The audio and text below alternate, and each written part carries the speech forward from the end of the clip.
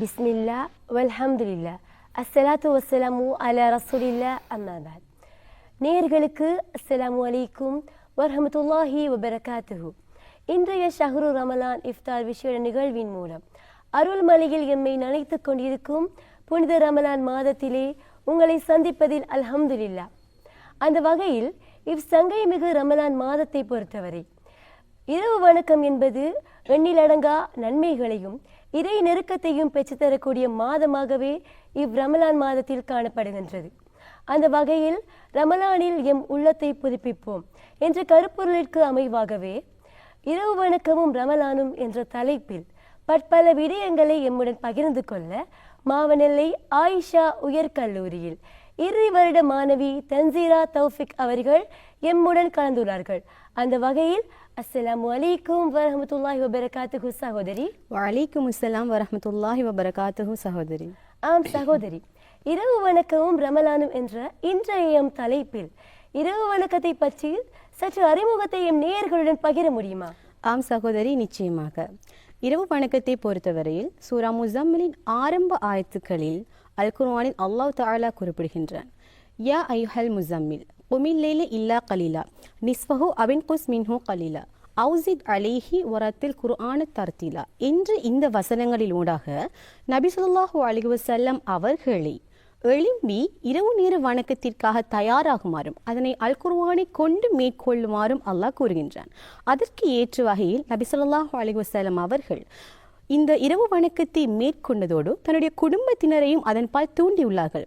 இது குறித்து நபி ஸல்லல்லாஹு அலைஹி வஸல்லம் அவர்கள் குறிப்பிடுகையில், இந்த இரவு வணக்கமானது பின்னிய இரவு நேரங்களில் அதிகம் இறைவனுடன் அஞ்சுவதும் இறைவனுடன் சேர்ந்து உறவாடுவதும் மேலும் சுஜூதின் நேரத்தை விட நின்று வணங்கும் நேரத்தை அதிகப்படுத்திக் கொள்வதும் என்று கூறுகின்றார்.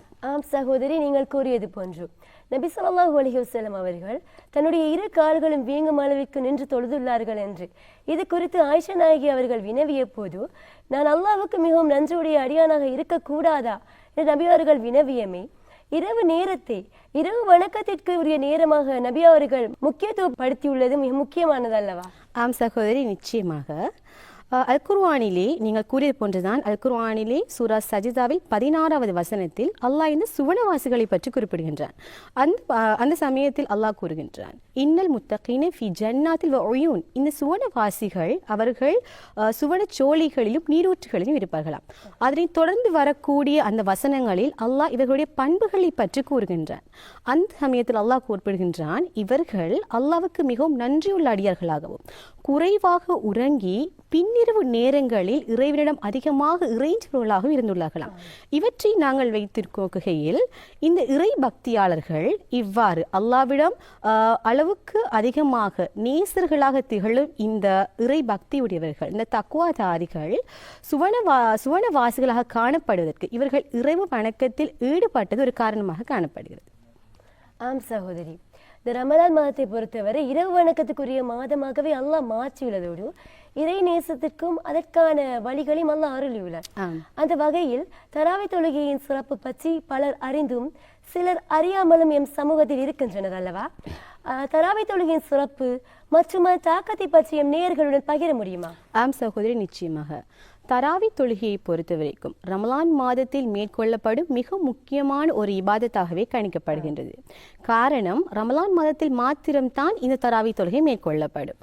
அல்லாஹ்வுடைய அருளையும் ஆசியையும் நாங்கள் தாராளமாக பெற்றுக்கொள்ளக்கூடிய ஒரு வாய்ப்பினை இந்த தராவி தொழுகைகளுக்கு ஏற்படுத்தி தருகிறது.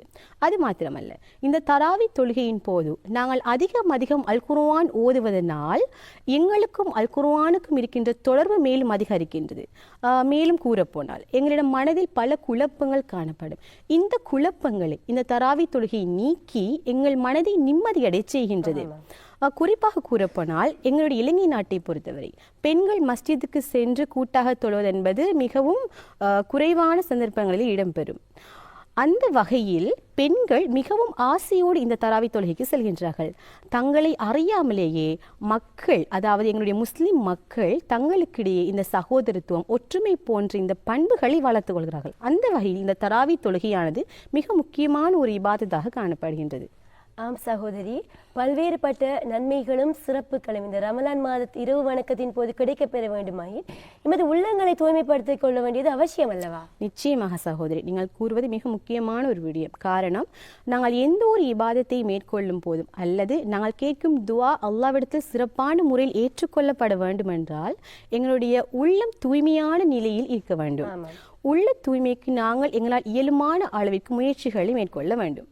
குறிப்பாக கூறப்போனால், நாங்கள் தொழுகின்ற போது எங்களுடைய ஒவ்வொரு தொழுகையின் போது அல்லாஹ்வை அஞ்சி நாங்கள் ஹுஷூவுடன் உள்ளச்சத்துடன் தொழ முற்பட வேண்டும். அது மாத்திரமல்ல, குறிப்பாக இந்த ரமலான் மாதத்தில் நாங்கள் அதிகம் அல் குர்ஆனை ஓதுவோம் அல்லவா? நாங்கள் அல் குர்ஆனை ஓதுவதுடன் மாத்திரம் நிறுத்திவிடாமல் நாங்கள் ததப்புர் செய்து அதனை விளங்கி எங்கள் நடைமுறை வாழ்க்கைக்குள் நாங்கள் கொண்டு வர முற்படுவோமானால் எங்களுடைய உள்ளம் விரிவடையும், எங்கள் உள்ளத்தில் உள்ள இந்த அழுக்குகள் குறையும். அது மாத்திரமல்ல, இந்த ரமலானுடைய காலத்தில் நாங்கள் அதிகம் இஸ்திக்ஃபார்களை செய்ய முடியும். இவ்வாறு நாங்கள் இஸ்திக்ஃபார்கள் செய்வதன் ஊடாக எங்களுடைய பாவக்கரைகள் அகன்றுவிடும். மேலும் கூறப்போனால், பொருளாதார கஷ்டம் நிறைந்த இன்றைய சூழ்நிலையில் நாங்கள் எங்களால் இயலுமானவரை தேவையுடையவர்களை தேடி சென்று உதவி செய்ய முடியும். இவ்வாறு நாங்கள் பல முயற்சிகளை மேற்கொள்ளும் போதோ எங்களுடைய உள்ளத்தில் உள்ள இந்த அழுக்குகள் அகன்று எங்கள் உள்ளம் பரிசுத்தமடையும், தஸ்கியா என்ற அந்த நிலையை அடையும். அவ்வாறு அடைந்தால் நாங்கள் எந்த அமலை செய்த போதிலும் அல்லாஹ்விடத்தில் சிறந்த முறையில் அது எடுத்து காட்டப்படும். உண்மையிலே உளப்பரிசுத்தம் என்பது இன்றியமையாத ஒன்றுதான். அடுத்த வினாவுக்கு நகருவோம் என நினைக்கிறேன். சகோதரி, நஃபீலான தொழுகை என்று வரும்போது எம் கண் முன்னே தோன்றி மறைவு தஹஜ்ஜத் தொழுகை தான். அதிலும் நபி ஸல்லல்லாஹு அலைஹி வஸல்லம் அவர்களும் தஹஜ்ஜத் தொழுகையை வலியுறுத்தி கூறியுள்ளார்கள். அதிலும் ரமலான் மாதத்தில் தஹஜ்ஜத் தொழுகை என்பது மிக விசேடமானது அல்லவா? அந்த வகையில் தஹஜ்ஜத் தொழுகை பற்றி எம்முடன் பகிர முடியுமா? நிச்சயமாக சகோதரி, இது மிக முக்கியமான வினா ஒன்றுதான். காரணம், இதில் பலருக்கு இந்த தஹஜ்ஜத் தொழுகை பற்றி அறிவு இருந்தும் கூட அதை நடைமுறைப்படுத்துவதில் பல சிரமங்களை நாங்கள் காண்கின்றோம். ஆனால் இந்த ரமலான் காலத்தை நாங்கள் அதற்காக பயன்படுத்திக் கொள்ள வேண்டும். நாங்கள் சஹர் நேரம் எழுமுகின்ற போது சற்று முன்னதாக எழுமினாலே எங்களால் இந்த தஹஜ்ஜத் தொழுகையை மேற்கொள்ள முடியுமாக இருக்கும். குறிப்பாக சகோதரி, இந்த தஹஜ்ஜத் தொழுகை என்பது சாதாரணமாகவே மிகவும் பாக்கியமான ஒரு தொழுகை தான். ஏன் நஃபீலான தொழுகையிலே அல் குர்ஆனில் அல்லாஹ் குறிப்பிட்டு கூறும் ஒரு தொழுகை தான் இந்த தஹஜ்ஜத் தொழுகை. வமினல் லைலி ஃபதஹஜ்ஜத் பிஹி நாஃபிலத்தன் லக. நீங்கள் உபரி தொழுகையாக இந்த தஹஜ்ஜத் தொழுகையை அல் குர்ஆனை கொண்டு மேற்கொள்ளுமாறு அல் குர்ஆனில் அல்லாஹ் கூறுகின்றான். அதற்கு ஏற்ற வகையில் இந்த தஹஜ்ஜத் தொழுகை என்பது அனைத்து தொழுகைகளிலும் விட, அதாவது இந்த நஃபீலான ஏனைய தொழுகைகளிலும் விட ஒரு சிறந்த தொழுகையாக காணப்படுகின்றது. இது குறித்து நபி ஸல்லல்லாஹு அலைஹி வஸல்லம் அவர்கள் குறிப்பிடுகையிலும், அல்லாஹ் இந்த தஹஜ்ஜுடைய நேரத்தில் அடிவானத்திற்கே வந்து விடுகிறானாம். அடிவானத்திற்கு அவன் வந்து அவன் கூவி அழைக்கின்றானாம், என்னிடம் இறைஞ்சுபவன் யார், அவர் எதை கேட்டாலும் நான் அவருக்கு வழங்குவேன் என்று கேட்கின்றானாம். அவ்வாறு சாதாரண காலங்களிலே மிகவும் பாக்கியம் நிறைந்த நேரமாகத்தான் இந்த தஹஜ்ஜுடைய நேரம் காணப்படுகிறது. எங்களுடைய இந்த ரமலான் காலத்தை பொறுத்த வரைக்கும் அனைத்து நேரமே பாக்கியம் நிறைந்த நேரம். அதனால் இந்த தஹஜ்ஜுடைய சிறப்பை பற்றி நாங்கள் தனியாக கூற வேண்டிய அவசியம் இல்லை என்று நினைக்கிறேன். இந்த தஹஜ்ஜுடைய நேரத்தில் நாங்கள் அல்லாஹ்விடம் மேலும் மேலும் நெருக்கத்தை இன்னும் ஏற்படுத்திக் கொள்வதற்கான ஒரு வாய்ப்பை பெற்றுக்கொள்கிறோம். அது மாத்திரமல்ல, எங்கள் நோய் நொடிகள், எங்கள் மனதில் காணப்படும் குழப்பங்கள், இவற்றுக்கான ஒரு தீர்வாக இந்த தஹஜ்ஜத் தொழுகை காணப்படுகின்றது. அதிலும் கூறப்போனால், இந்த தஹஜ்ஜத் தொழுகையானது எங்கள் மனதில் உள்ள பாரங்களை, இந்த தஹஜ்ஜத் தொழுகையின் போது எங்கள் மனதில் உள்ள பாரங்களை நாங்கள் முன்வைக்கின்ற போது, எங்களுடைய கஷ்டங்கள், கவலைகளை நாங்கள் அல்லாஹ்விடம் இறக்கி வைக்கின்ற போது எங்கள் மனது இலகுவடைவதுடன் இதனை செவியுற்ற அல்லாஹ் எந்தவித தங்கு தடையுமின்றி சிறந்த முறையில் ஏற்றுக்கொள்வதனால் எங்களுடைய வாழ்வு சிறந்த முறையில் அமையும்.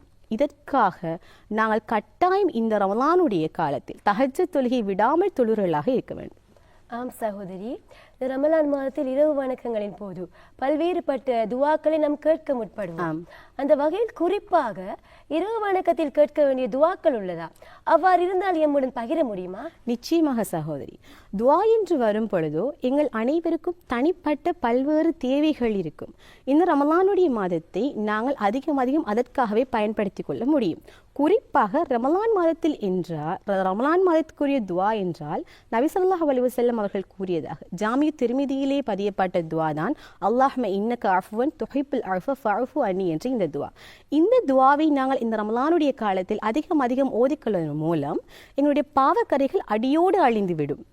மேலும் இந்த துவா இன்று வருகையில் அல் குர்ஆனிலே அல்லாஹ் பல துவாக்கள் மூலம் எங்களுக்கு வழிகாட்டியுள்ளான்.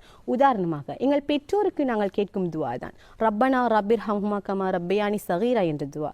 அது மாத்திரமல்ல, எங்களுடைய சிறந்த வாழ்க்கை துணைக்கு நாங்கள் கேட்கும் துவா தான் ரப்பனா ஹப்லனா மின் அஸ்வாஜினா வதுர்ரியாத்தினா குர்ரத் ஐன் வஜஅல்னா லில் முத்தகீன இமாமா. அது மாத்திரமல்ல, நாங்கள் எங்களுடைய ஈமானிய சகோதரர்களுக்காக கேட்கும் துவா ரப்பனா அக்ஃபிர் லனா வ லிஇஹ்வானினா அல்லதீன சபகூனா பில் ஈமான் வலா தஜஅல் ஃபீ குலூபினா கில்ல லில்லதீன ஆமனு ரப்பனா இன்னக ரഊஃப் ரஹீம். இவ்வாறான துவாக்கள் நாங்கள் எங்களுக்கு ஏற்ற வகையில் எங்களுடைய தேவைகளை பொறுத்து நாங்கள் அல்லாஹ்விடம் இறைஞ்சுகின்ற போது நிச்சயம் அல்லாஹ் இந்த ரமலானுடைய காலத்தில் எங்களுடைய தேவைகளுக்கு ஏற்ற வகையில் எங்களுடைய துவாக்களை அங்கீகரித்து எங்கள் வாழ்க்கையை செல்வியாக்குவார். ஆம் சகோதரி, நாங்கள் நிகழ்ச்சியில் இறுதிக்கு வந்து விட்டோம் என நினைக்கிறேன். அந்த வகையில் நாம் ரமலான் மாதத்தில் நேரத்தை திட்டமிட்டு அதற்கேற்ற வகையில் ஒழுங்கமைத்துக் கொள்வது மிக முக்கியமானதல்ல. அந்த வகையில் ரமலான் மாதத்தில் இரவு நேரத்தை எவ்வாறு முகாமைத்துவம் செய்யலாம் என சில ஆலோசனைகளை பகிர முடியுமா? நிச்சயமாக சகோதரி, இந்த ரமலான் மாதத்தை பொறுத்த வரைக்கும் நாங்கள் இரவு வணக்கத்தை மிக முக்கியமான ஒன்றாக கருதி அதற்காக நேரம் ஒதுக்க வேண்டும் என்பது மிக முக்கியமான ஒரு விடயம். எங்கள் அனைவருக்கும் ஒரு அவா இருக்கும், நான் கட்டாயம் இந்த ரமலானையாவது சரியான முறையில் கழிக்க வேண்டும் என்று. ஆனால் எங்களிடம் காணப்படும் சில பொடுபோக்குத்தனமான தன்மை, வேலை, இவ்வாறான காரணங்களினால் நாங்கள் தவறுவிடுவது உண்டு. ஆனால் கட்டாயமாக நாங்கள் சரியான ஒரு திட்டமிடலுடன் இதனை மேற்கொள்வோமானால் முழுமையான பயனை எங்களால் அடைந்து கொள்ள முடியுமாக இருக்கும். அந்த வகையில் இரவு வணக்கத்தில் நாங்கள் ஒதுக்கக்கூடிய அந்த நேரத்தை சரியான முறையில் திட்டமிட்டு ஏனைய வேலைகளுக்கான நேரத்தை நாங்கள் குறிப்பிட்டு பட்டியல்படுத்த வேண்டும். அது மாத்திரமல்ல, இரவு வணக்கத்தின் போது நாங்கள் அல்லாஹ்வுடன் எந்தவித தடையுமே, தூக்கம், இயலாமை இவ்வாறான காரணங்கள் இல்லாமல் சரியான முறையில் உறவாடுவதற்காக பகல் நேரத்தில் எங்கள் உடலுக்கு நாங்கள் ஓய்வளிப்பது மிக முக்கியமான விடை. அது மாத்திரமல்ல, நாங்கள் உணவு எடுத்துக்கொள்ளும் போது, அதாவது சஹர் வேலைகளாக இருந்தாலும் எங்களுடைய இஃப்தார் வேலைகளாக இருந்தாலும் இவ்வாறான நேரங்களில் நாங்கள் உணவுகளை உட்கொள்ளும் போதோ நாங்கள் எங்கள் உடலுக்கு ஆரோக்கியமான உணவுகளை உட்கொள்ள வேண்டியது அவசியம். காரணம், நாங்கள் எந்த ஒரு இபாதத்தை மேற்கொள்ள வேண்டிய தேவை இருந்தாலும் எங்களுடைய உடல் ஆரோக்கியம் என்பது மிக முக்கியமான ஒரு விடயமாக காணப்படுகிறது. அது மாத்திரமல்ல, எங்கள் குடும்பத்துடன் சேர்ந்து நாங்கள் இந்த இரவு வணக்கங்களில் ஈடுபடுவதற்காக நேரத்தை ஒதுக்க வேண்டும். குடும்பத்துடன் சேர்ந்து எங்களுடைய சகோதரர்களாக இருக்கட்டும், எங்களுடைய தாய் தந்தையர்கள், எங்களுடைய உறவினர்கள், இவ்வாறு அனைவருடன் சேர்ந்து நாங்கள் சிறந்த முறையில் இந்த ரமலானை நாங்கள் திட்டமிட்டு கழிப்போமானால் அல்லாஹ் எங்களுடைய பாவங்கள் அனைத்தையும் மன்னித்து எங்களுடைய ரமலானை இன்ஷா அல்லாஹ் கட்டாயம் அவன் ஒரு சிறந்த கூலி வழங்குவான் இன்ஷா அல்லாஹ். அல்லாஹ் கூறுகின்றான், நானே இதற்கு கூலி வழங்குவேன் என்று. அந்த வகையில் நாங்கள் அனைவரும் இந்த ரமலானையும் சிறந்த முறையில் திட்டமிட்டு இரவு வணக்கத்திற்கு என்று நேரம் ஒதுக்கி அதில் எங்களுடைய இந்த இரவு நேரத்தை சிறந்த முறையில் கழிப்போமானால் அதுக்கான கூலியை நிச்சயம் அல்லாஹ் எங்களுக்கு தருவார். ஆம் சகோதரி, நிச்சயமாக ரமலான் மாதத்தில் இரவு வணக்கத்தை பற்றி பேச போனால் பேசிக்கொண்டே போகலாம். நேரத்தை கருத்தில் கொண்டு ஷஹ்ரு ரமலான் எனும் இஃப்தார் விசேட நிகழ்வினை முடிப்பதற்கு நிர்பந்தத்துக்கு உள்ளாகிறோம். அந்த வகையில் இந்நிகழ்வை சிறப்பித்து தந்த எம் சகோதரி ஆயிஷா உயர் கல்லூரியில் இறுதி வருட மாணவி தன்சீரா தௌஃபிக் அவர்களுக்கு ஜஸாக்குமுல்லாஹ் ஹைரன். இந்நிகழ்ச்சியிலிருந்து விடைபெற்று செல்லும் நான் ஆயிஷா உயர் கல்லூரியில் இறுதி வருட மாணவி இனாசி ஜெயினப் அப்துல் காதர். அஸ்ஸலாமு அலைக்கும் வரஹ்மத்துல்லாஹி வபரகாத்துஹு.